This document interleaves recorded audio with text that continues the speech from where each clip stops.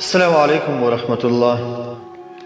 الحمد لله والصلاة والسلام على رسول الله وآله ومن والاه وبعد.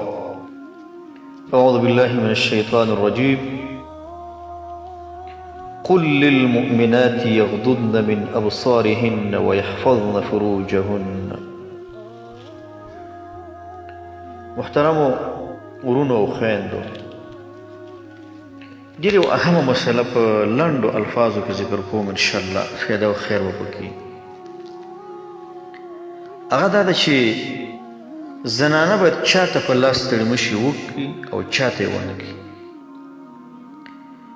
یو زموږ اساسي د پښتنو رواجونه او رسمونه دي چې په کور کې د مختلفو کورنیو زنانه واده شوي دي، رونو ته ناست دي او د هر چا اکثر او اوښې او مامازو او کاکازو راځي، خپل پردیا پکې معلوم نه، اختلاط په ژوند کې ډېر زیات دي.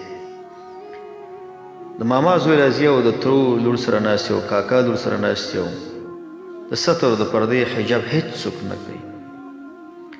دا څومره ستونزې چې راولړېږي د بې حیاتوب، د بد اخلاقۍ، دا ټولې د بې سترۍ د وجې نه.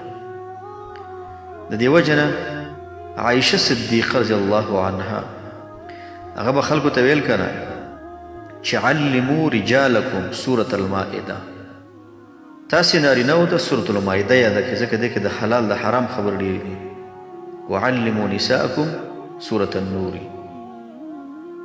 او تاسې زنانو ته سورة النور یاد کړئ چې دې کې د ژوند د هر اړخ خبرې شته، خاص کر د ښځینو مربوط خبرې پکې ډېرې دي، ستر او د حجاب خبرې. دا اوږده مسله ده چې د زنانه مخ عورت دی که عورت نه دی، اختلافي مسله ده، اواز عورت دی که نه دی. خو لنډ اجمال په شکل ذکر کوم هغه افراد چې سلمشي ورته په لاس کولی شي او هغه چې نه شي کولی. کمې خویندې چې دا درس واوري دې نه وروسته پرې عمل کوي، مخکې چې څه کړي هغه څه کړي شوي تیر کارونه او تیرې قصې مشماره کې دا کتاب راواله تنور ته یې واچو د تیر ژوند. دې درس نه وروسته متوجه شو هغه محارم چې ښځه ورته په لاس نشي کولی شي، هغه افراد اول په دې کې خاوند دی. خاوند چې سفر نه راځي، هر ځای نه راځي، په لاس نشي کولی شي. عجیبه دا زموږ پښتانه چې دي دا زنانه خاوندان لاس نشي نه کوي، دا شرم ګڼي، خو لرې خپلوان ته هم لاس ورکوي. خپل خسر ته، خسر یعنې د خاوند پلار ته وایي، دې ته په لاس نشي کولی شي. دارنګه دا زنانه خپل پلار ته په لاس نشي کولی شي، خپل رور ته یې کولی شي، تره ته یې کولی شي، وراره ته یې کولی شي، خورین ته یې کولی شي، ماما ته یې کولی شي، زوی ته یې کولی شي.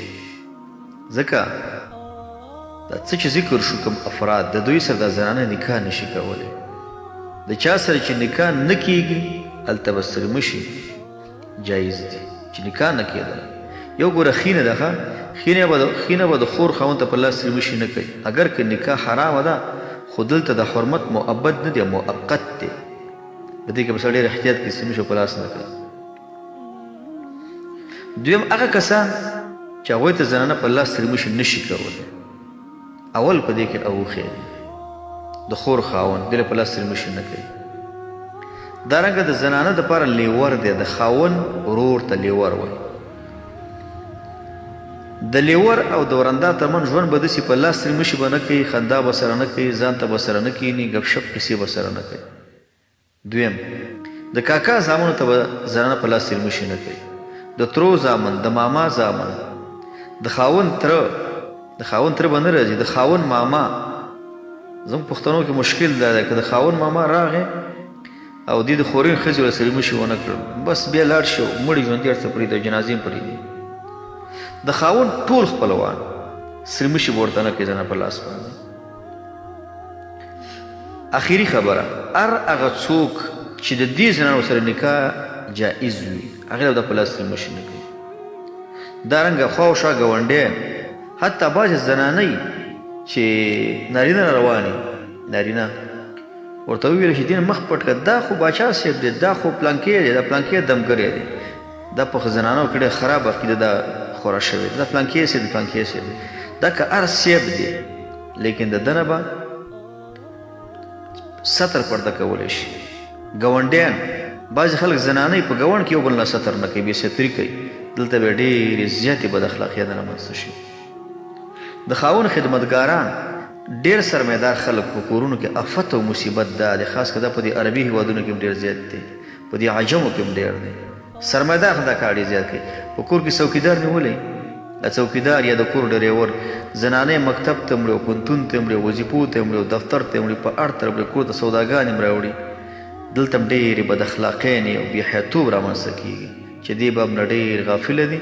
فقط موږ خبره په رمز کې کوو، خو هر څوک دې د خپل کور مسؤلیت ته دقیق متوجه شي.